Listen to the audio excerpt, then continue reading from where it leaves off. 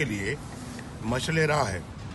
اور پھر دیکھیے آپ کے یہ یعنی کہ جس طرح کا یہ گرفتار کرنے کا فیصلہ، اس سے زیادہ برا فیصلہ جو ہے کہ آپ چادر اور چار دیواری کو پامال کر رہے ہیں، اور جو ہے وہ آپ کمرے میں دروازہ توڑ کر رات کے اندھیرے میں آپ اندر جا رہے ہیں، اور کتنے بھونڈے طریقے سے یہ سارا کام کیا. یہ کم از کم اتنا خیال ہونا چاہیے کہ نہ ہمارا دین نہ ہمارا معاشرہ اس بات کی اجازت دیتا ہے، اور یہ کام انہوں نے کر کے دکھایا ہے.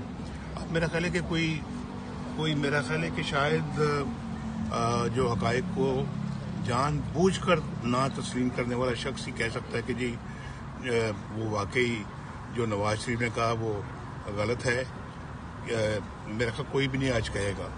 جو میں کہہ رہا تھا پچھلے 3-4 آپ نے میری تقاریر سنی ہے، میرا خیال ہے کہ اب آج کے بعد شاید آپ کو کوئی شک و شبہ نہیں رہ گیا ہوگا کہ واقعی پاکستان کے اندر اس طرح اسٹیٹ ابو اسٹیٹ ہے. میاں صاحب آرمی چیف نے تحقیقات کی پیشکش کی ہے، کیا آپ سمجھتے ہیں کہ جو تحقیقات کی پیشکش کی گئی ہے بلاول بھٹو صاحب کو، وہ سمجھتے صحیح ہوگی؟ یا جو سارا میرا خیال ہے کہ جو واقعہ ہوا ہے وہ روز روشن کی طرح سے سب کے سامنے ہے، اور پھر وہ کون سی مخلوق ہے جس نے آ کے یہ کارروائی کی ہے. سندھ پولیس کہتی کہ ہم نے نہیں کی، ہمیں زبردستی اغوا کیا گیا، لے جایا گیا.